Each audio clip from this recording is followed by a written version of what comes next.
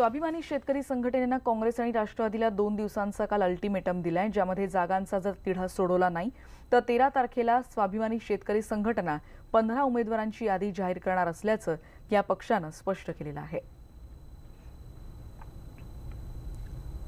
नरेंद्र मोदी सरकारचा पराभव करणं ही काही एकट्या स्वाभिमानी शेतकरी संघटनेची जबाबदारी नाहीये, ती काँग्रेस राष्ट्रवादीच्या नेत्यांची सुद्धा जबाबदारी आहे.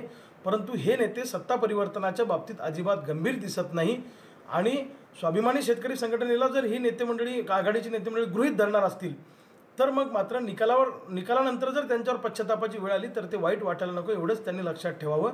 आणि आम्ही स्वाभिमानी इतका वेळ का आम्ही पेशन्स ठेवून थांबलो तर जनतेच्या मनाच्या इच्छेचा आदर करायचा म्हणून आम्ही इतके दिवस थांबलो. परंतु आता आम्ही थांबायच्या मानसिकतेत नाही आहोत.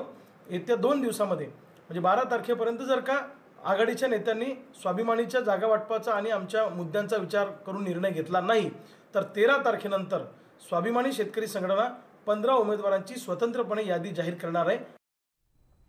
काल भाजपचा मुंबईमध्ये महिला मेळावा पार पडला आणि ज्याच्यासाठी परराष्ट्र मंत्री सुषमा स्वराज आणि मुख्यमंत्री देवेंद्र फडणवीस यांची भाषणं झाली. यावेळी त्यांनी विरोधकांवर तुफान टीका केली. मुख्यमंत्र्यांनी नाव न घेता यावेळी राज ठाकरेंवर टीका केली. हल्ली राष्ट्रवादीच्या पोपटाला बारामतीतून आदेश येतात, आदेश आला की पोपट बोलतो असंही फडणवीस यांनी म्हटलंय.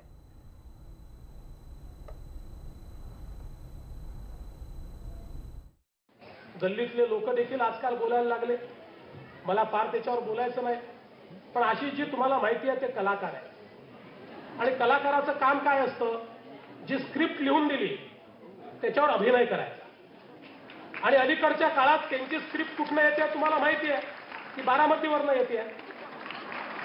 बारामतीला पोपटाची कमी पडली की ते नवीन शोधून काढतात आणि जे त्यांना बोलता येत नाही ते दुसऱ्याच्या तोंडून बोलवतात. त्यामुळे आपण काही लक्ष देण्याची आवश्यकता नाही आहे. ज्यांना एक नगरसेवक निवडून आणता येत नाही, एक आमदार निवडून आणता येत नाही, एक खासदार निवडून आणता येत नाही, एखाद्या टीममध्ये नॉन प्लेइंग कॅप्टन असतो, एखाद्या टीममध्ये 12वा गडी असतो. हे 12वा गडी नाही, नॉन प्लेइंग कॅप्टनही नाही. म्हणजे ते जरी असते तरी आपण त्यांच्याकडे लक्ष दिलं असतं, पण हे 12वा गडी नाही, नॉन प्लेइंग कॅप्टनही नाही. त्याच्यामुळे त्यांनी जी सुपारी घेतली आहे त्या सुपारी अनुरूप पुढचे अनेक दिवस ते भाषण करत राहतील. पण आता ज्यांना लोक मतही देत नाही, ज्यांना निवडूनही देत नाही, ज्यांच्याकडे लक्षही देत नाही, त्यांच्या भाषणाने कोणी विचलित होणार नाही.